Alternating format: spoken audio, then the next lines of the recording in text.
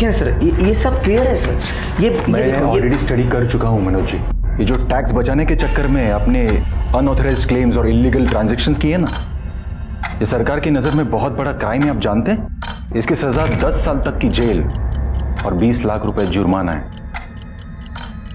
अब इंक्वायरी बंद करने के लिए मैंने मेरे सीनियर्स को 10 लाख रुपए में कन्विंस किया है। Thank you Kulkarni sir. पैसों के लिए मैंने अपना ये घर गिरवी रखा है। कुछ दिन और ठहर जाइए, आपका काम हो जाएगा। आप एनफोर्समेंट डिपार्टमेंट के इतने बड़े अफसर हो, कुछ और मोहलत दीजिए ना प्लीज। मैं बात करता हूँ मेरे सीनियर से, और अभी तो बात कीजिए आपके पार्टनर से, परेश जी ना। हाँ, चाह क्यों नहीं ना।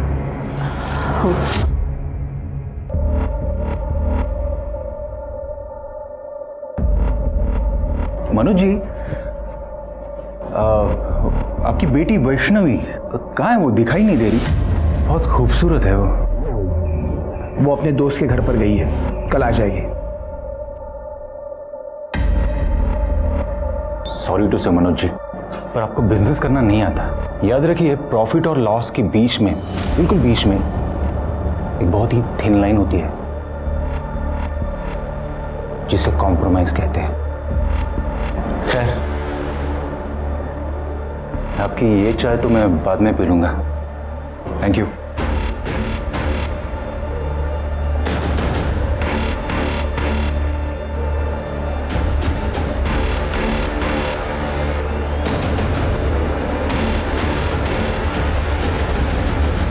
पता नहीं परेश फोन क्यों नहीं उठा रहा है।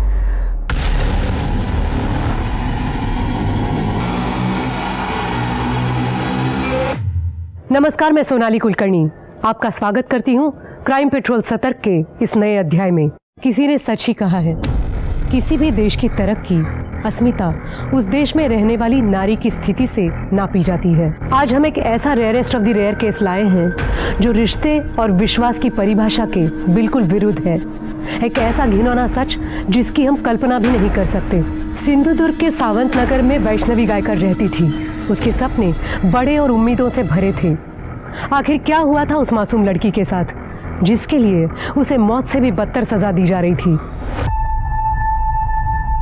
आई आई आई अगर क्या है? मुझे मुंबई में जॉब मिली है, मल्होत्रा डिजाइनर्स के यहाँ। मुंबई की बहुत बड़ी डिजाइनर कंपनी है। I am so happy. अगर बाबा नहीं मानेंगे। भाई आप मना लेना ना बाबा को, ऐसी अपॉर्चुनिटी बार बार नहीं मिलती है। तू जानती है ना बाबा को। आप रुको, बाबा को आने दो, मैं मनाती हूँ। लगता है बाबा आ गए।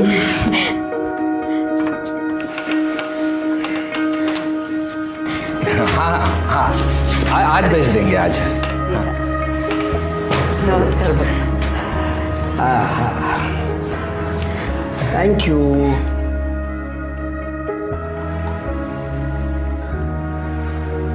बाबा, मुझे मुंबई में जॉब मिली है, हफ्ते भर में निकलना होगा। ये तो बड़ी अच्छी बात। कोई अच्छी बात नहीं है, मना कर दे उनको। देख, तू अकेली मुंबई नहीं जाएगी, और अगर तेरे को मुंबई जाना है तो तेरे लिए मैं मुंबई का लड़का ढूंढता हूँ। शादी कर ले और फिर मुंबई चली जाना। तो बाबा, कैसी बात कर रहा है मनोज? बच्ची जिंदगी में आगे बढ़ रही है और तू उसके पैरों में शादी की बेड़ियां बांध रहा है। परेश, तुला माहिती राहू नहीं द्या है? भाऊजी, ये नहीं समझेंगे। खानदान परंपरा यही नजर आता है इनको। हाँ, नजर आता है, इसलिए तो मुझे अपनी मर्यादा पता है, और हर एक को अपनी मर्यादा का पता होना जरूरी है। तुझे मुंबई जाना है, शादी कर ले और फिर आराम से मुंबई चली जाना। That's final. बाबा,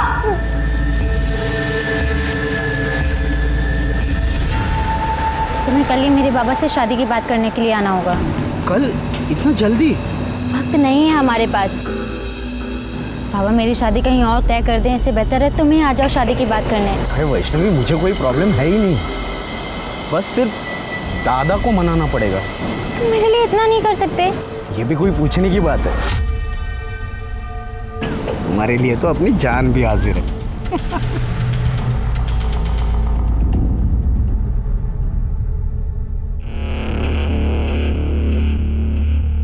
वैष्णवी, अरे वाह, इतना सज धज के कहाँ जा रही है? कहीं जा नहीं रही हूँ। ऋषि आ रहा है अपने भाई के साथ घर पे शादी की बात करने के लिए, उसी का वेट कर रही हूँ।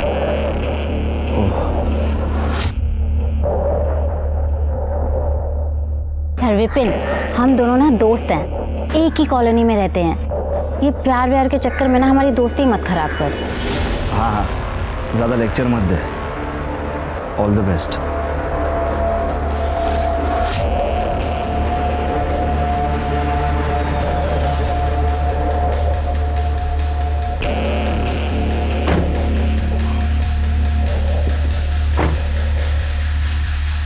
हाय, लेट तो नहीं हुआ मैं? नहीं नहीं नहीं, चलिए अंदर चलिए।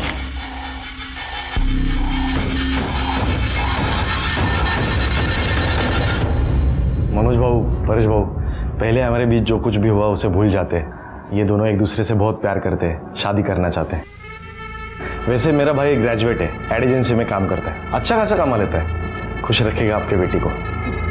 सीधा साधा है मेरा भाई। सीधा साधा? तो तुम्हारा ये सीधा साधा भाई पड़ोस में रहने वाली कॉलगर्ल योगिता के पास क्या कर रहा था? परेश, क्या बोल रहे तू?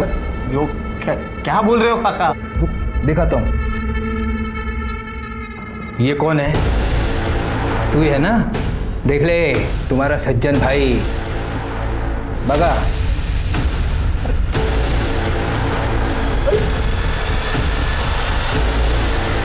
परेश, ये फोटो तुम्हारे पास कैसे आई? अरे योगा योग साला, 4 महीने पहले तुम सब लोग शिरडी गए थे। उस वक्त सावंतवाड़ी में मेरी मीटिंग तय हुई थी, तो मैं तुम्हारी बाइक लेने के लिए यहाँ आया था। तब इसको देखा था मैंने। फिर जब कल इन दोनों को साथ में देखा ना मैंने, तब इसको मैं पहचान लिया। आज सुबह उस योगिता के पास मैं गया था, उसी ने ये फोटो मुझे दी है। सुन, एक लड़का है ऋषि कोलवनकर, क्या तू जानती है उसे?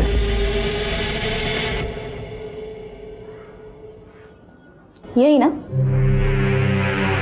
ये तो अक्सर आता है मेरे यहाँ, बहुत पसंद है मुझे।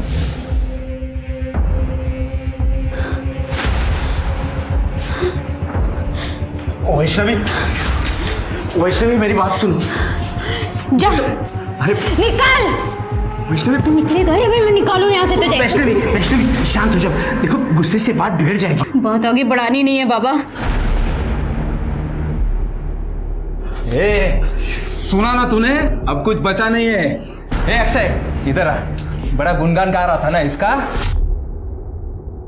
तो सुन, रिश्तेदारी बराबर वालों में होती है, भिखारियों के साथ नहीं। बहुत ज्यादा बोल रहा है तू।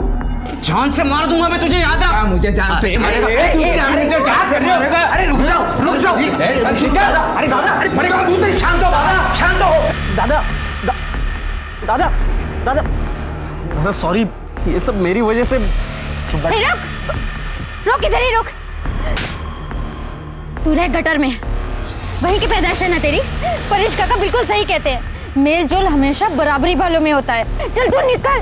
तेरी तो नहीं बात छोड़ूंगा नहीं इसे। चुपचाप दादा बैठ, गाड़ी में बैठ।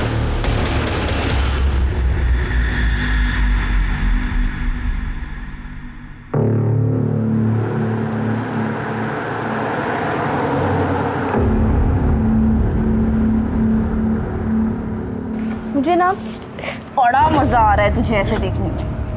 वैसे तेरे हिस्से का आधा प्यार तो तेरा आशिक मुझे कर ही चुका है।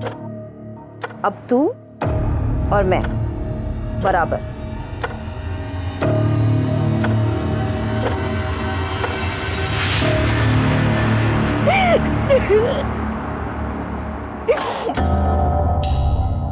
I'm so sorry काका, मेरी वजह से आपको इतना सुनना पड़ा। अरे कुछ नहीं, उसकी बातों को तू दिल पे मत ले, वो कुछ नहीं करने वाला।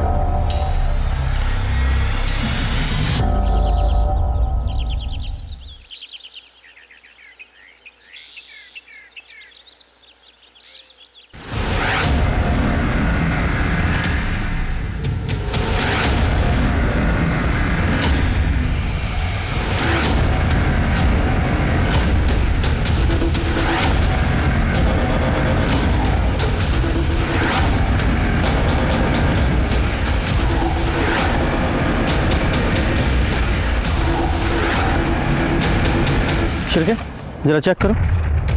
और तुम लोग जरा आसपास चेक करो, कुछ मिलता है क्या? सर, इसके सर पे काफी गहरी चोट है, बॉडी पे और कहीं कोई स्ट्रगल का निशान नहीं है।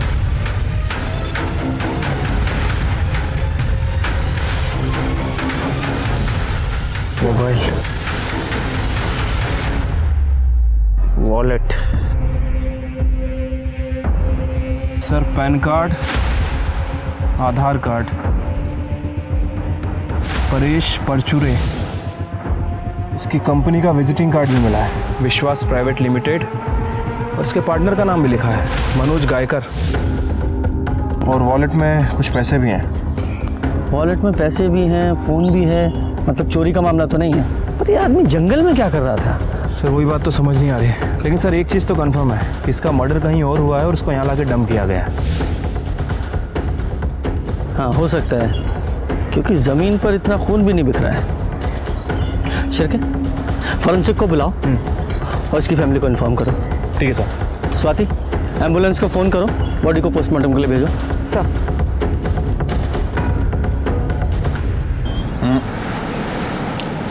वक्त बहुत कम बचा है आपके पास मनोज जी। देखिए फिर क्या है ना, ये केस अगर मेरे हाथ से निकलकर मेरे सीनियर के पास चला गया ना, तो फिर मैं भी कुछ कर नहीं पाऊंगा। कुलकर्णी सर, मैं कोशिश कर रहा हूँ। तो थोड़ी सी कोशिश आपकी बेटी वैष्णवी को भी करने दीजिए। क्या है, धंधे में एक दूसरे की मदद करना ही तरक्की का तरीका होता है। और आपकी बेटी वैष्णवी तो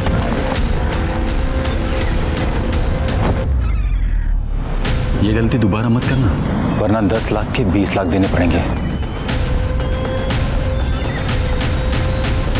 परेश, परेश, परेश उठा ना। क्या क्या? परेश का खून हो गया? अरे देवा, कैसे?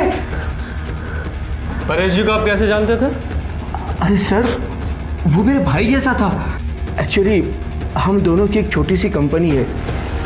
हमारे एरिया के काफ़ी सारे लोग दुबई में रहते हैं। वो वहाँ से पैसे भेजते हैं और हम उन पैसों को इंडियन करेंसी में कन्वर्ट करके उनके घर वालों को देते हैं 2% कमीशन काट कर। हमने सुना है कि आप दोनों पार्टनर्स के बीच में कुछ अनबन चल रही। हाँ, छोटे मोटे प्रॉब्लम्स तो होते ही रहते हैं ना पार्टनर्स के बीच में, और उसकी वजह थी सर। एक्चुअली परेश को सट्टा खेलने की आदत थी और इसकी वजह से अकाउंट से काफ़ी सारे पैसे उसने निकाले थे। बस उसकी वजह से बहुत नुकसान सहना पड़ता था। तो इस वजह से तुमने अपने पार्टनर की जान ले ली? सर, मैंने परेश को नहीं मारा, आप विश्वास कीजिए सर। एक मिनट। हाँ पूजा बेटा, वैष्णवी को जल्दी घर भेज देना। हाँ। क्या? लेकिन उसने तो कहा था वो तेरे घर जा रही है। ठीक है, थांबा एक मिनट।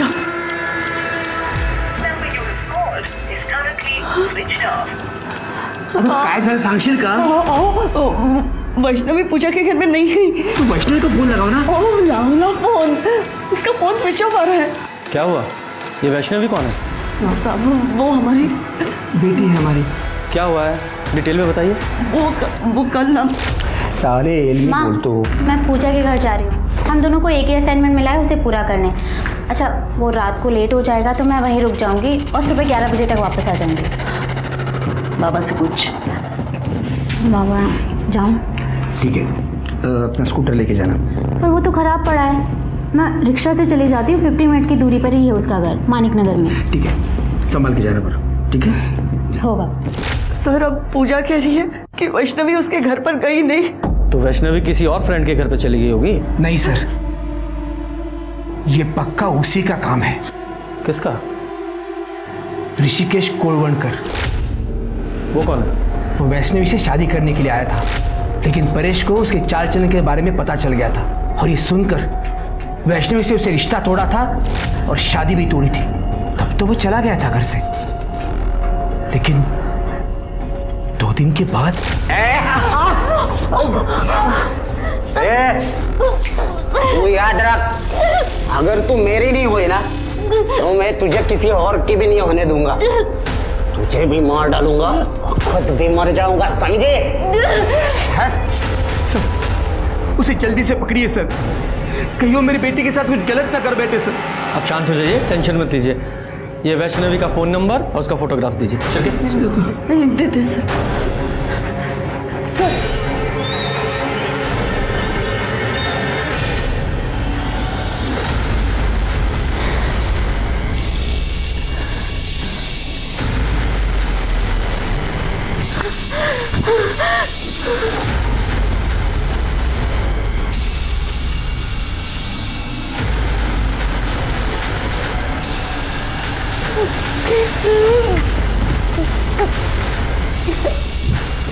कपड़े उतार।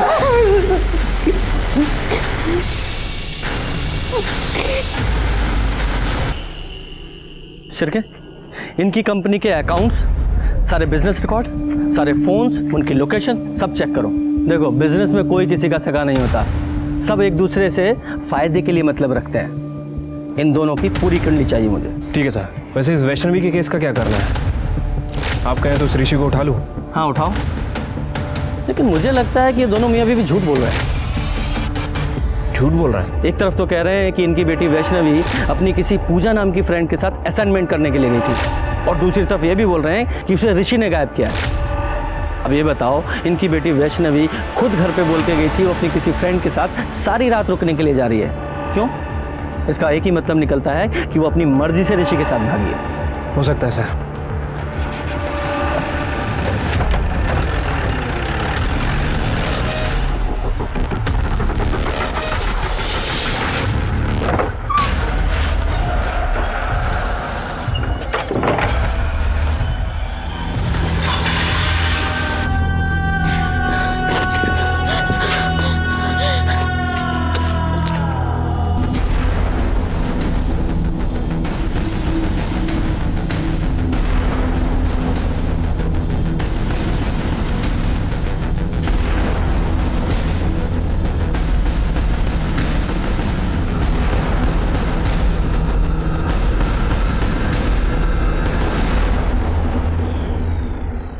सर, परेश की पोस्टमार्टम रिपोर्ट के हिसाब से उसकी मौत 10 तारीख को करीब 3 से 4 बजे के बीच हुई। उसका सर दीवार पर पटक कर उसे मारा गया। सर, उसके सर पे सीमेंट और रेत के ट्रेसेस मिले हैं। इसका मतलब ये कंफर्म है कि परेश को कहीं और मारा गया और बाद में उसकी बॉडी को जंगल में ले जाकर डंप कर दिया गया। Yes sir. सर, जैसे आपने कहा था, मैं ऋषि के घर गई थी। वहां मेरी बात उसके बड़े भाई अक्षय कोलवनकर से हुई। ऋषि तरह गोवा गया है? क्यों? उसका वो एड एजेंसी का मीटिंग होता है, अक्सर जाया करता है।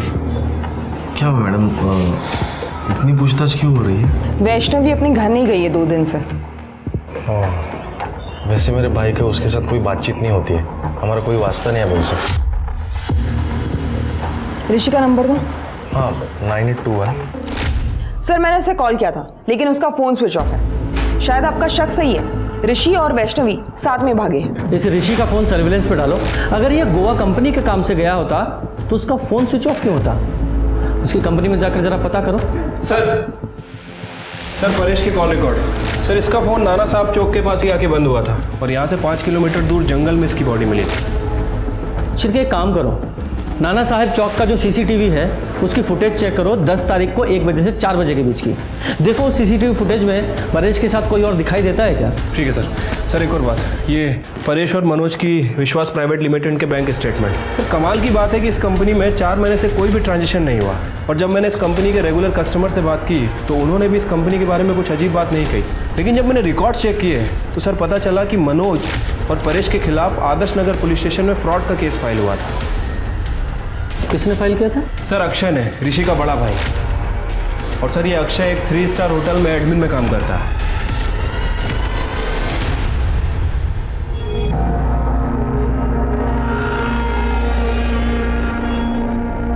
अब क्या हुआ सर? परेश परचूरे को जानते हो? उन्हें कैसे भूल सकता हूँ सर। परेश भाव और मनोज भाव, उन्होंने 1 साल पहले मेरे 3 लाख रुपए डुबाए। कैसे? सर, मैं पहले दुबई में काम किया करता था, तब मैं विश्वास प्राइवेट कंपनी के थ्रू घर पे पैसे भेज दिया करता था। तब वो 2% कमीशन लिया करते थे सर। फिर मेरी कॉन्ट्रैक्ट खत्म हुई, मैं घर पे वापस आया। फिर मैंने कैलकुलेशन की सर, उन्होंने 3% से कमीशन लिया था। 3 साल 1% ज़्यादा, मतलब थोड़ा थोड़ा अमाउंट करके 3 लाख रुपए हो गए थे सर। मैं उनसे बात करने के लिए उनके घर पे चला गया। तेरा कोई पैसा नहीं है हमारे पास। देखो परेश भाऊ, मुझे पैसों की जरूरत है, मुझे मेरा पैसा दे दो प्लीज। कौन सा पैसा? तेरी जॉब जाने का फ्रस्ट्रेशन यहाँ आके मत निकाल। चल चल निकल यहाँ से। परेश भाऊ देखो, हाथ में रहो आप, गुस्सा मुझे भी आता है। क्या कर लेगा तू? अरे क्या कर लेगा? गली का कुत्ता है कुत्ता। परेश मत क्या कर रहे हैं? चल परेश भाऊ बात को चल। सर तब मैंने आदर्श नगर पुलिस स्टेशन में कंप्लेंट भी लिखवाई थी, लेकिन उसका आगे कुछ हुआ नहीं। ये मनोज और परेश ने तेरे पैसे डुबाए तो तूने परेश को रास्ते से हटा दिया? नहीं नहीं सर, वो तो 1 साल पहले की बात है। मेरी अच्छी खासी जॉब चल रही है सर यहाँ पे। एक बात बता, तुम लोगों में इतनी कहा सुनी हुई है, फिर भी तू वो मनोज की बेटी वैष्णवी का हाथ मांगने गया तेरे भाई के लिए? सर मैं जितनी नफरत उनसे करता हूँ ना, उससे कई ज़्यादा प्यार मेरे भाई से करता हूँ सर। उसकी खुशी के लिए मैंने मेरा मन बदल दिया सर, लेकिन उन लोगों का नहीं बदला। रिश्तेदारी बराबर वालों में होती है, भिखारियों के साथ नहीं। बहुत ज्यादा बोल रहा है तू, मैं जान से मार दूंगा देखो। मतलब तेरे भाई के पास भी मर्डर करने का मोटिव है? सर नहीं सर, वो तो उसने उस दिन गुस्से में बोल दिया था, वो ऐसा नहीं कर सकता, वो तो बहुत सीधा साधा है। ये तेरा सीधा साधा भाई लड़की को लेके भागा है, मालूम है ना तुझे? नहीं सर ऐसा नहीं हो सकता, वो गोवा गया, मैंने मैडम को बताया ना। गोवा गया तो फोन क्यों बंद है उसका? पता नहीं सर, शायद कोई नेटवर्क की प्रॉब्लम हो सकती है ना सर। उससे कोई कांटेक्ट होती है ना तो मैं खुद आपको कांटेक्ट करता हूँ, मैं सबसे पहले आपको बोलूँगा। भूलना मत, समझा?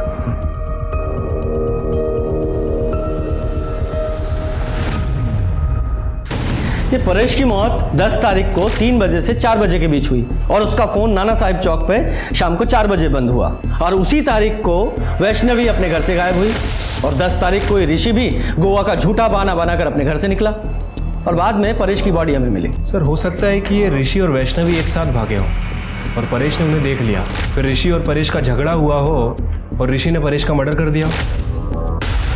हाँ, पॉसिबिलिटी तो है, क्योंकि 10 तारीख को 1:30 बजे से 2 बजे के बीच में वैष्णवी ऋषि दोनों का फोन अपने अपने घर पे स्विच ऑफ हुआ। मतलब उन्हें पहले से पता था कि उन्हें कब और कहां मिलना है और कहां जाना है। हाँ सर, कॉल रिकॉर्ड्स के हिसाब से 5 से 10 तारीख के बीच वैष्णवी और ऋषि में अक्सर कॉल्स हुए। इसका मतलब है दोनों में सुलह हो चुकी थी। शिरके एक काम करो, ऋषि और वैष्णवी के फोटोग्राफ्स आसपास के सभी पुलिस स्टेशन में सर्कुलेट करो। बोलो जहां भी दिखे तुरंत अरेस्ट करें। ठीक है सर।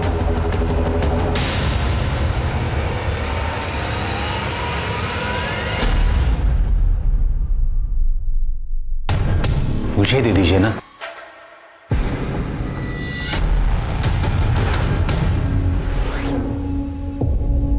वाह,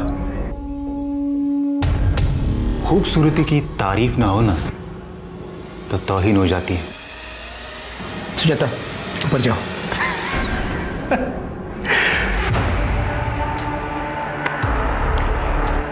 एक डील करते हैं ना मनोज जी, आपकी बेटी तो भाग गई, उसकी जगह पे आप अगर इन मोहतरमा को मेरे पास भेज दो। कुलकर्णी सर, वो बीवी है मेरी, ये कहने लो और चलते बनो।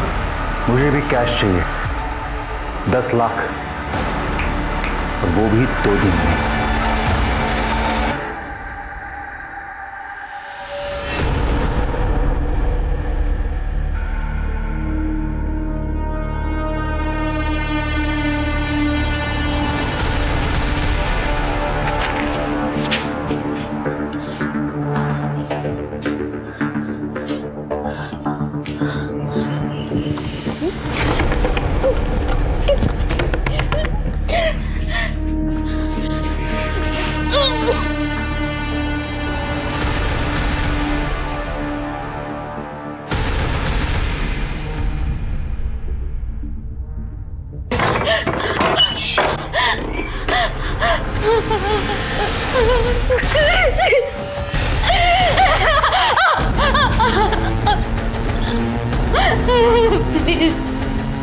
प्लीज प्लीज प्लीज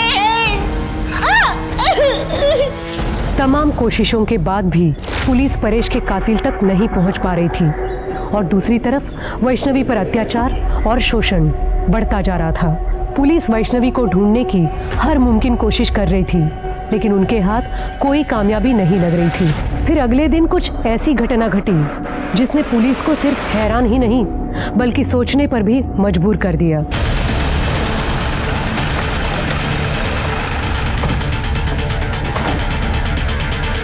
सर मैंने ही आपको फ़ोन किया था, यहाँ से स्टेशन जाने के लिए शॉर्टकट है, तो मैंने वहाँ पर एक लाश देखी, इसलिए सर आपको फ़ोन किया। किधर है? सर यहाँ पर है। स्वाति जरा चेक करो।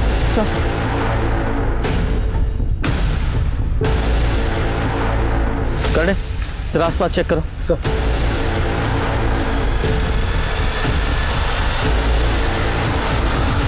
सर ये तो वैष्णवी है।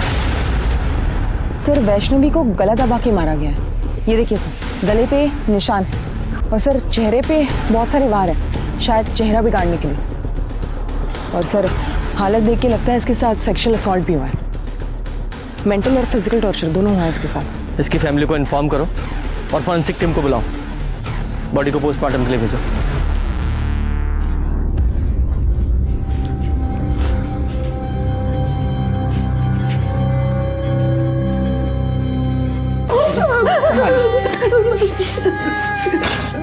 विपिन ने मारा है इसको। विपिन ने मारा है। विपिन ने मारा है।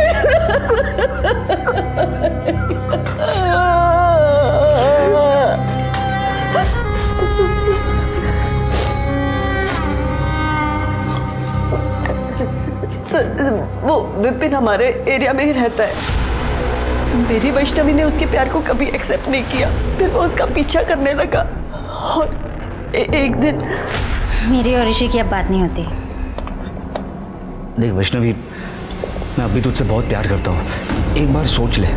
विपिन, मुझे रिश्तों में मिलावट अच्छी नहीं लगती।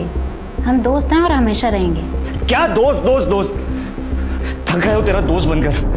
देख वैष्णवी, देख अगर तूने हाँ नहीं कहा ना तो मैं ना अपनी जान दे दूंगा, सच में।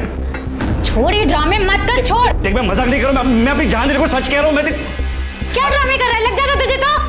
I can't live without you. I can't live with you. Vaishnavi, Vaishnavi, देख मैं तुझे बहुत मैं तुझसे शादी करना चाहता हूँ। क्या हो गया तुझे? छोड़ मेरी बात क्या कर रहा तू? मैं वैष्णवी से प्यार करता हूँ। तेरा और मेरी बेटी का मेल हो ही नहीं सकता, समझ रहा तू ना? चल निकल, चल निकल। चाहता हूँ तुझे अपनी खूबसूरती पे बहुत नाज है ना, तेरी ऐसी शक्ल बिगाड़ूंगा ना कि कोई पहचान भी नहीं पाएगा। अरे चल। तो आपने पुलिस में कंप्लेन क्यों नहीं की? उस दिन के बाद उसने उसका पीछा करना बंद कर दिया। हमको लगा वो सुधर गया। यही गलती करते हैं मैडम हम लोग। क्राइम की शुरुआत यहीं से होती है। आपको उसके खिलाफ कंप्लेन करनी चाहिए थी। खैर, कहाँ मिलेगा ये विपिन? वैष्णवी को क्यों मारा? साहब मैं उसे क्यों मारूंगा? मैं तो उससे प्यार करता था। उस पर रेप करने की कोशिश करता और बोला प्यार करता था। साहब उस दिन मैं नशे में था। नशे में था तो कुछ भी करेगा, हैं? देख सीधे सीधे बोल वरना डंडा डाल के उगलवाऊंगा। सर मैं सच बोल रहा हूँ। तू ऐसा नहीं बोलेगा। कर दे, अंदर डालो इसे। सर मेरी बात तो सुनो सर। सर मैंने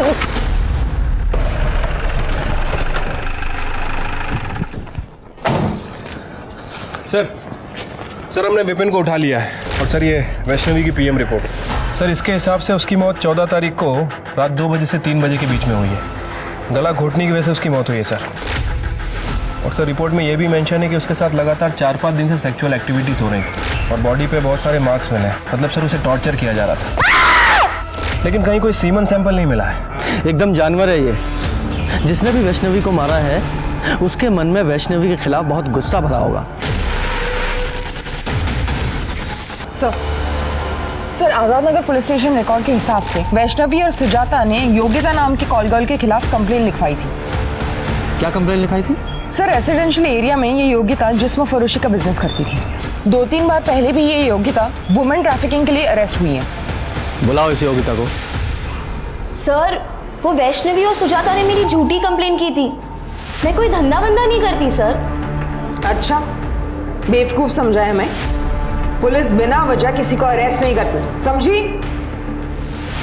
हमें क्यों लेकर चल? हमें बैठ।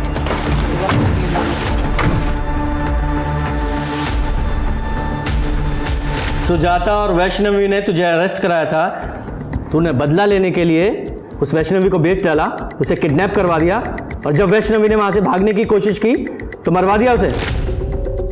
सर वो धंधा मैं पहले ही करती थी, अब मैंने वो सब छोड़ दिया है। और वैष्णवी को मैंने नहीं मारा है सर। जब तक ये केस सॉल्व नहीं हो जाता शहर छोड़कर नहीं जाएगी। ठीक है सर। जाओ। स्वाति, नजर रखना इस पर। सर, हमने इस मनोज पर नजर रखी थी। पता चला है कि मनोज ने अपना घर गिरवी रख के मार्केट से 10 लाख रुपए उठाए। ये मनोज जरूर कुछ ना कुछ हमसे छिपा रहा है। हाँ सर। सर लेकिन एक बात मैंने आपसे छुपाई है। कौन सी? एक्चुअली परेश टैक्स और जीएसटी बचाने के चक्कर में पैसों की बहुत हेरा फेरी करता था। मैंने उसे बहुत बार समझाया पर उसे कभी माना नहीं। फिर एक दिन आप लोगों को क्या लगा ये सब फ्रॉड करके आप सरकार से बच जाओगे? सॉरी सर, अब गलती हो चुकी है। आप ही बताइए क्या कर सकते हैं। 20 लाख रुपए का फ्रॉड है, इंक्वायरी तो बैठेगी। 10 साल की सजा और 20 लाख तक का जुर्माना। मैं क्या कहता हूँ, कुछ चाय पानी ले दे के मामला यही सेटल कर देते हैं। 10 लाख कैश। एक ईडी ऑफिसर ने आपसे रिश्वत मांगी?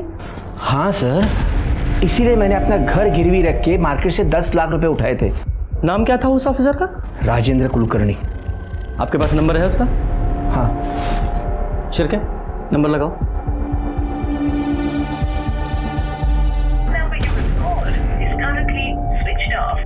सर इसका फोन बंद आ रहा है। आजकल ईडी में शार्दुल दलवी है ना? उन्हें फोन लगाओ और इस राजेंद्र के बारे में पता करो। ठीक है सर। और मनोज जी, आपको पता है ना, रिश्वत देना और लेना दोनों अपराध हैं।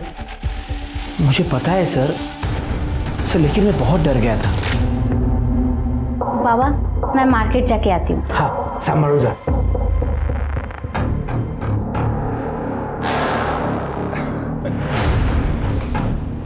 आपकी बेटी मेरा मन बहलाने के लिए कुछ दिन आ जाए तो। कुलकर्णी सर, सर उसकी मेरी बेटी पर ही नहीं, मेरी बीबी पर भी बुरी नजर थी सर। इसलिए सोचा कि उसके सारे पैसे उसको देकर मामला खत्म कर दूं बस। मनोज जी, ये बात आपको हमें पहले बतानी चाहिए थी, यहां तक नौबत नहीं आती। सर दलवी साहब से बात हुई है। उनका कहना है कि ईडी में राजेंद्र कुलकर्णी नाम का कोई भी ऑफिसर नहीं है। क्या? और सर विश्वास प्राइवेट लिमिटेड नाम से कभी भी कोई इंक्वायरी नहीं निकली। सच में? मतलब ये आदमी फेक ईडी ऑफिसर बनकर लोगों को ठग रहा है। शिरके, इस नंबर को ट्रैक करो। इस नंबर की सारी कॉल लोकेशन और कॉल रिकॉर्ड चाहिए मुझे। मनोज जी, आप इस सो कॉल्ड ईडी ऑफिसर को तो अच्छे से जानते ही हैं, चेहरा कई बार देखा आपने। हाँ सर। स्केच बनवाओ। सर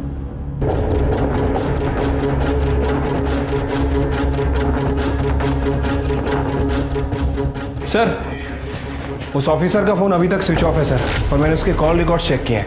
उसने सिर्फ और सिर्फ मनोज जी को ही फ़ोन किया था। और एक और बात सर, उसके फ़ोन की लोकेशन कभी कभी योगिता के घर के आसपास की थी। योगिता, ये मनोज जी की नेबर ना? Right sir. सर, इनके ब्रीफिंग से ये स्केच बनाया है। यही है वो राजेंद्र कुलकर्णी।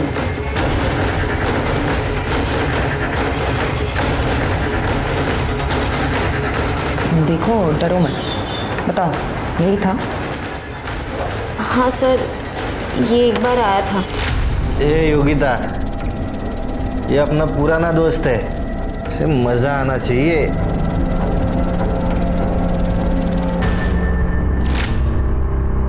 इसने कुछ बताया अपने बारे में? नहीं सर, इसने तो कुछ नहीं बताया, पर इसके साथ जो आदमी आया था मैं उसे जानती हूँ। वो यही शिवा कॉम्प्लेक्स में रहता है। हमें सब पता है तेरे और उस नकली ईडी ऑफिसर के रैकेट के बारे में। अब सीधे सीधे बताएगा या तेरे हलक में से उगलवाऊं?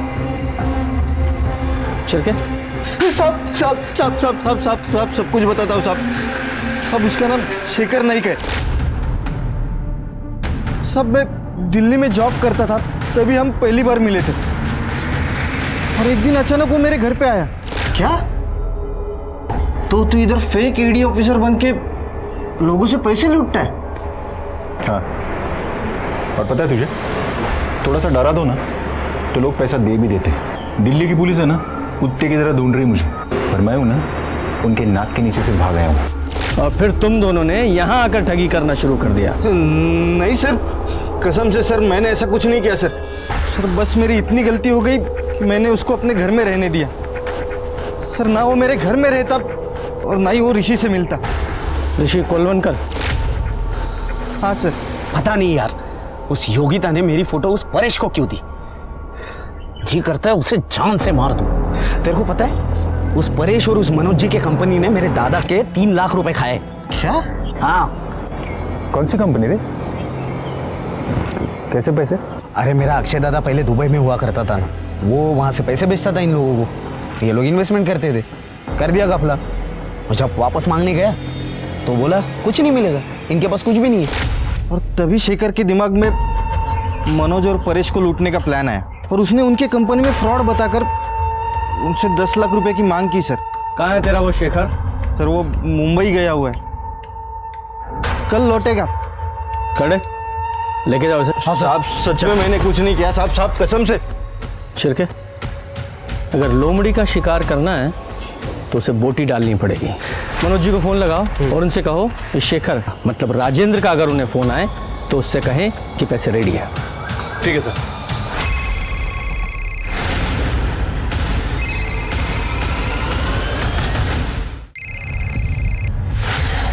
हाँ कुलकर्णी सर। पैसे का बंदोबस्त हो गया? हाँ बंदोबस्त हो गया है, आप आ जाइए पैसा लेने के लिए। नहीं, पैसा तुम लेके आओगे कल शाम 4 बजे बीच रिजॉर्ट।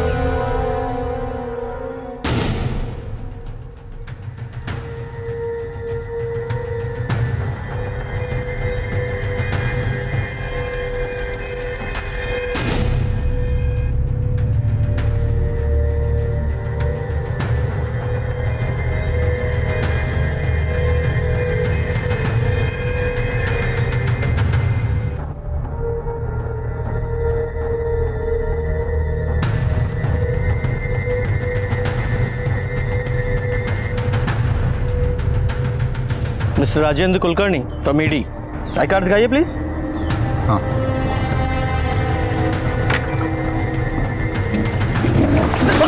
देखो दिल्ली में तुझ पर फ्रॉड के कई केसेस हैं, लेकिन यहां पर तुझ पर फ्रॉड के साथ साथ मर्डर और रेप के चार्जेस भी लगेंगे। सर मैंने ना परेश को मारा है ना मैंने वैष्णवी का खून किया है। ये तो इतनी आसानी से नहीं कुछ उगलेगा, हमसे मेहनत करवाएगा। तू ही बता दे, तू तो इसके साथ प्लान में शामिल था ना? सर मैं तो किसी भी प्लान में नहीं था सर वो वैष्णवी को मैं जानता भी नहीं है सर वो तो ऋषि के साथ भागने वाली थी सर। भाई मैंने वैष्णवी को मना लिया है। भाई कब है शादी? नहीं ना यार, यही तो प्रॉब्लम है, उसके घर वाले नहीं मान रहे। लेकिन अक्षय दादा ने बोला है कि तुमको भाग के शादी करनी चाहिए और इसके लिए हम लोग परसों भाग रहे हैं। अक्षय दादा हमारे रहने का वगैरह सब बंदोबस्त कर रहा है। ऋषि की तुमसे कब बात हुई थी? सर वो कुछ 8 तारीख को। और 8 तारीख को ऋषि ने तुमसे कहा था कि वो 10 तारीख को वैष्णवी के साथ भागने वाला है। हाँ सर। वैष्णवी के साथ साथ 10 तारीख को वो परेश भी गायब हुआ था। शिरके, इस अक्षय ने हमसे झूठ बोला है कि ऋषि गोवा गया हुआ है। इस अक्षय पर नजर रखो, क्योंकि उसका झूठ सबूत के साथ उसके सामने रखेंगे।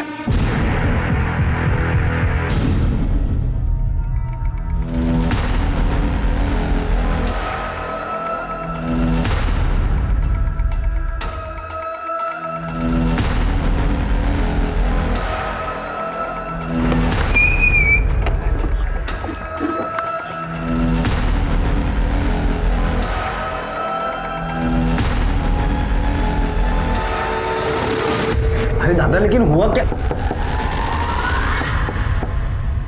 कौन देख? हाँ मैं देखता हूँ।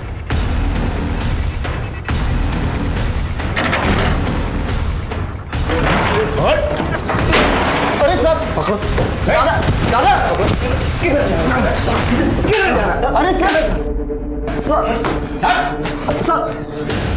क्यों? तुम दोनों ने मारा है ना वैष्णवी और परेश को? बोल, वैष्णवी को मारा? क्या बोल रहे हो सब? दादा आपने तो बोला हम लोग दोनों कल मुंबई जा रहे हैं ना, और आपकी उससे बात भी हुई है, वैष्णवी कल यहाँ आ रही है ना। दादा झूठ बोला है तेरे भाई ने तुझसे। 10 तारीख को वैष्णवी तुझसे मिलने के लिए निकली थी, फिर वापस घर नहीं पहुंची और सीधे 14 तारीख को हमें उसकी लाश मिली। 4 दिन तक उसके साथ ब्रूटली रेप किया गया।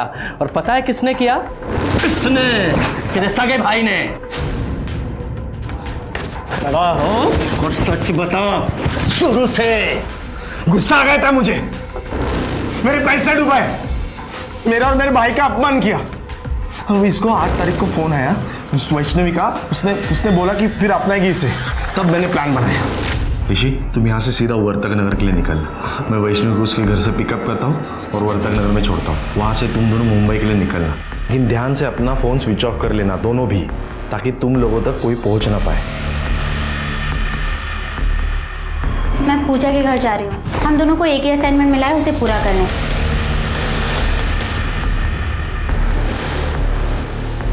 आजा। सुन, अब जब तक मैं ना बोलूँ यहाँ से बाहर नहीं निकलना, ठीक है? देखिए, मैं वैष्णवी को लेके आता हूँ, ठीक है?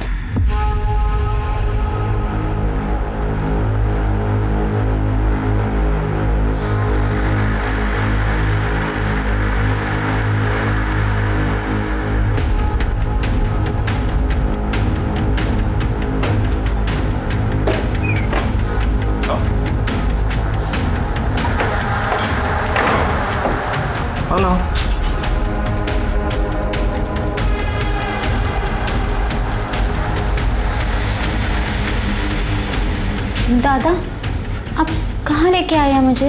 ऋषि कहाँ है? ऋषि ना नहीं आने वाला। तुम्हें सबक सिखाने के लिए मैं अकेले ही काफी हूँ। तेरे बाप की करतूतों की सजा है ना मुझे मिलने की, समझी? अक्षय, काका, क्या चल रहा है तुम लोगों का यहाँ? काका ये मुझे धोखे से लेके आया है। फिर तो अच्छा हुआ मैं तुम्हारे पीछे। क्या रे, वो चर्बी चढ़ी है क्या तुझे? हाँ? तो देखना है मेरे में कितनी चर्बी है।